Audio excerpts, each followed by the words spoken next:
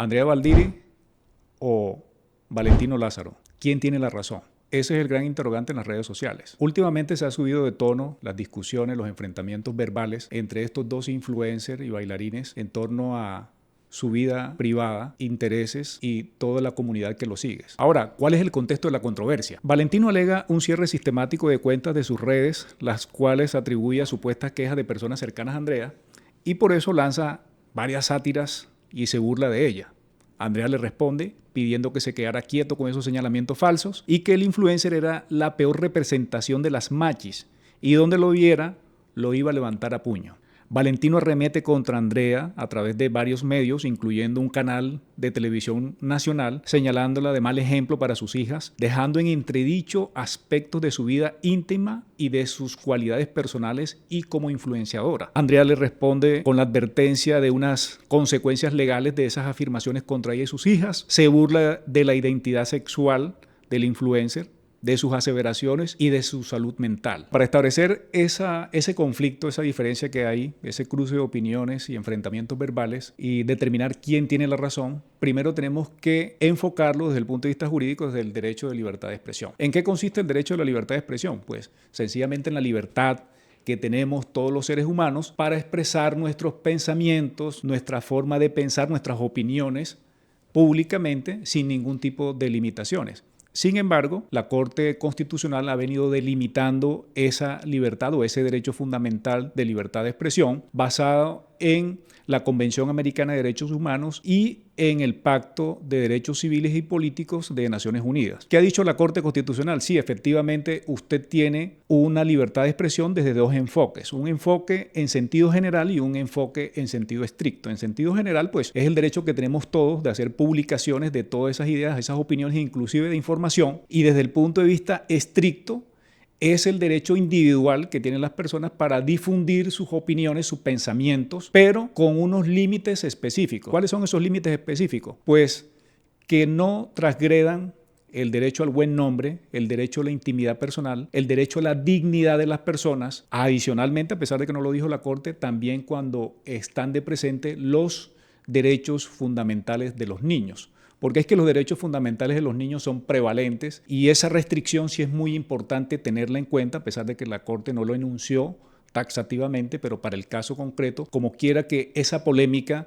termina irradiando, trastocando indirectamente unos derechos fundamentales de unas niñas, pues sí hay que hacer énfasis en ello. Ahora bien, podemos llegar a la conclusión de que hay unas agresiones verbales mutuas, no solamente por parte de Valentino, sino también de Andrea. Lógicamente que desde el punto de vista de Valentino hay una mayor carga de afectación porque se irradia directamente sobre unos derechos fundamentales de los menores. Y ya nuestras convenciones internacionales del derecho del niño, que fueron adoptadas en Colombia a través de la Ley 16 de 1991, en su artículo 16 y 17 han determinado que esos derechos de los menores al buen nombre de ellos, al de su familia, al de sus padres, es intangible y que los estados están obligados a cumplirlo. Entonces, esa raya invisible de los derechos de los niños no puede estar en medio de todas esas polémicas que se suscitan entre influenciadores. Ahora bien, ese cruce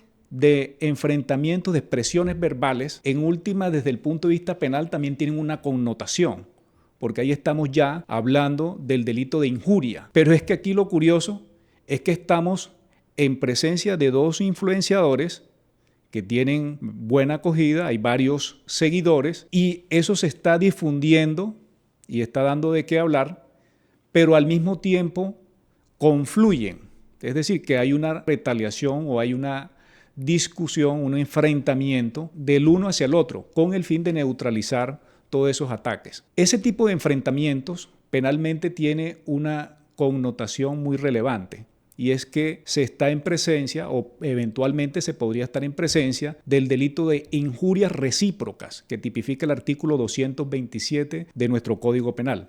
¿Qué pasa con esas injurias recíprocas? Aquí hay unos efectos jurídicos que son importantes tener en cuenta. Las injurias recíprocas pueden dar lugar a una exoneración de responsabilidad para ambos actores. ¿Por qué? Porque tanto se agrede el uno como se agrede el otro. O sea, Aquí finalmente la ley no protege a ninguno de los dos, salvo, como hago la advertencia siempre, los derechos de los menores, de las niñas, porque las niñas están sometidas a un enfrentamiento que no deben soportarlo. Y eso sí, como persona, como ciudadano, como abogado, como defensor de los derechos humanos, pido un cese a todas esas hostilidades que involucren el estado de las menores y sobre todo ese entorno familiar a la que se ven afectadas por ese tipo de comentarios descalificadores que están atentando directamente contra las niñas. Pues bien, al final de todo esto, si nosotros tenemos que responder la pregunta de que quién tiene la razón en el caso de Andrea o de Valentino, tendríamos que mirar lo siguiente. Primero, si lo miramos desde la óptica racional, ninguno de los dos tiene la razón, porque ya han transgredido una línea invisible que está afectando no solamente el propósito, la naturaleza de un influencer, que es llevar entretenimiento, conocimiento, un buen mensaje a la ciudadanía, a los menores de edad que inclusive están siguiéndolos y están nutriéndose y día a día conociendo a partir de ellos y tratando de llevar un modelo. De hecho, ya en Australia el legislativo expidió una ley para que los menores de 16 años no tengan acceso a ese tipo de redes. Entonces eso es un aspecto muy importante. ¿Por qué? Porque aquí, que no tiene ninguna restricción el acceso a esas redes informáticas, pues el ejemplo que le estamos dando es: dime que yo te diré. Y eso no es un buen mensaje, con el agravante de que hay unas niñas de por medio. Entonces, desde el primer punto de vista, desde un punto de vista racional, ninguno de los dos tiene la razón. Dos, desde el punto de vista motivacional, pues cada quien tiene sus propias razones, cada quien tiene su perspectiva, porque sencillamente están llevados por motivaciones pasionales, por sentimientos subjetivos que son malos, que son dañinos, que no le beneficia a nadie, que desfiguran la figura del influencer, porque el influencer busca llevar a las personas, persuadirlas, convencerlas para que adopten un patrón o un objetivo determinado. Pero aquí el objetivo que estamos mostrando, pues lamentablemente no es del todo cierto, es un objetivo muy errado. Al final, la conclusión es: bájenle el tono. Paren ya está bueno. Sigan siendo los creativos que son. Háganlo desde el punto de vista del desarrollo de la personalidad de cada quien. No está bien que se diga que el baile de Andrea es anticuado y corroncho, porque ese baile es representativo de una cultura de la costa atlántica y pacífica, que es el baile africano. En un tiempo, hace 40 años, fue muy discriminado. Se decía que las personas que bailaban africano eran unos corronchos, eran unas personas de inferior categoría, eran objeto de todo tipo de señalamientos y burlas. Aquí no puede ocurrir eso, que ya fue superado gracias a algunas personas, algunos cantantes nacionales e internacionales. Entre ellos podemos citar Wilfrido Vargas, Joe Arroyo, Mr. Black.